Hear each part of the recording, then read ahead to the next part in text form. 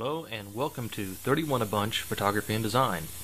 I'm Mark DeGraffenried, and in this tutorial we will be creating a interactive form using Adobe's InDesign and Acrobat Pro.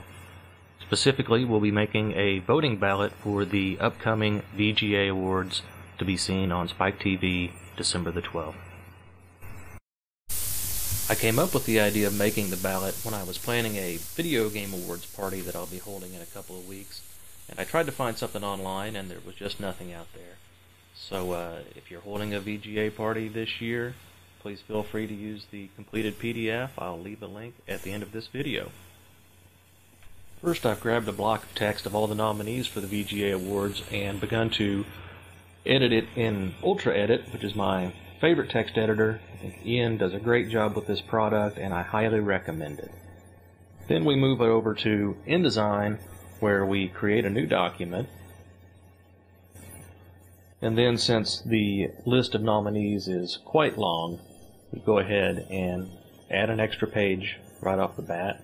And because we want the layout to be somewhat aesthetic, we're going to go ahead and divide that down into 2 columns.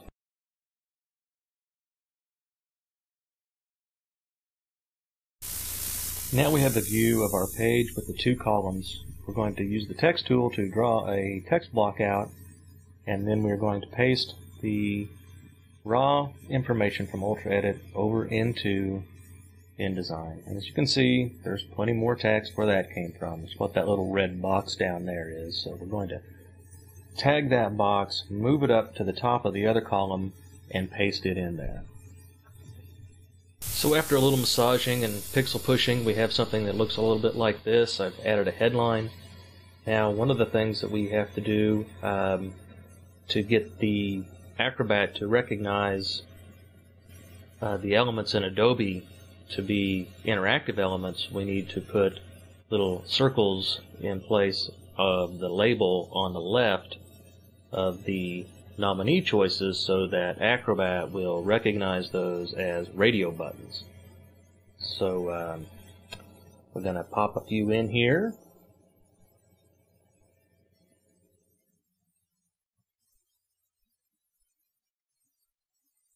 And as you can see, I didn't do a very clean job, so I'm going to go back, select the circles, pull up the Align tool, and align them all to the left. If you want to do some distribution, you can do that there as well, so everything will line up nice and pretty.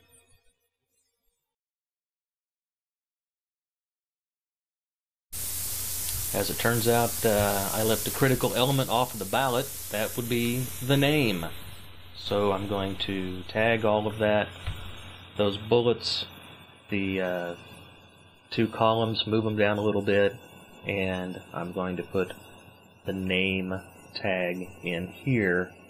Now, for us to have Acrobat recognize the name as a field, we need to put an underline using the line tool immediately to the right of the label.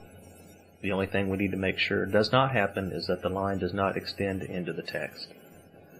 And as a additional element I wanted to have on the form, I left a little space at the bottom of page 2 where we can put in a comment field, and you could actually use a table inside of InDesign that would be recognized by Acrobat as an interactive field. But to show you a little bit more about how to add fields in Acrobat, I've just made this a stroked box that we will go ahead and add the field in later, because sometimes Acrobat doesn't exactly know what you're trying to pull off. Then after that, we need to save our form as a PDF. We're going to use smallest file size since this is going to be distributed by the web. And for other people to be able to use this form interactively, then the product or number has to be Acrobat 6 or higher. And after we save this file, or export it rather, we want to be able to view the PDF. And then there are also other things that we want to check, like interactive elements and hyperlinks. And then we export the project. Okay, now our base PDF has been opened up in Acrobat, and there it is. The comment field is down at the bottom. And now all we really need to do is go up to the Forms drop-down menu and select Start from Wizard. And what this is going to do is ask us some basic information about the form. It's going to give us a little nag, some things we already knew, that it's not going to be able to recognize everything necessarily, and then it's going to open up all the fields that it created on the left. And as you can see, it did a pretty good job of recognizing what we wanted to do.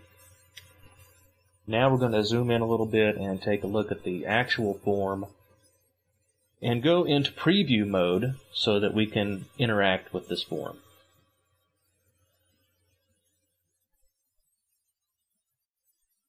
I'm going to go ahead and highlight the fields so that you can see the elements that we actually have a little bit of control over. I'm going to pop in my name, although it doesn't really look like it's taken the Swift file that well. And then I'm going to go ahead and be a fanboy and go ahead and select COD, the studio, and COD as best shooter. Why not, right? So now that we have our basic form, now it's time for us to go back in and create the elements that weren't automatically discovered with the wizard process, namely this smack talking comment form I built down here. So we go to edit mode, we add a new text field, and then we simply draw a box over the other box and add our field name to that.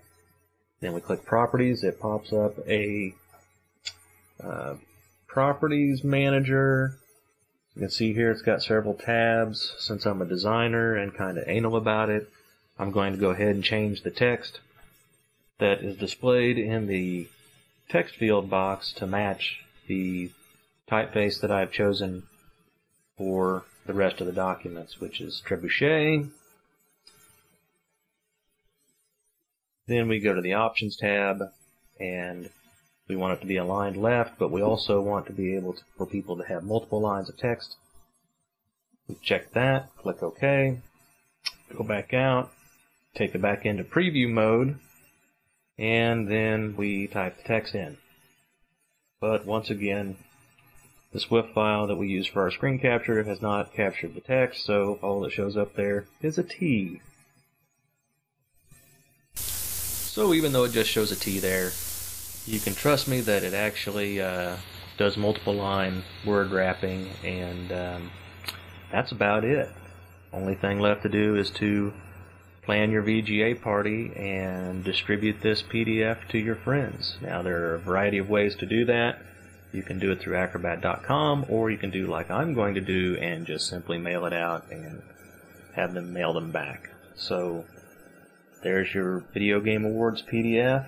I hope you learned something, and if you'd like to learn more about photography and design, stop by my blog, and if you don't want to have to do all of this, here's a link to the finished product.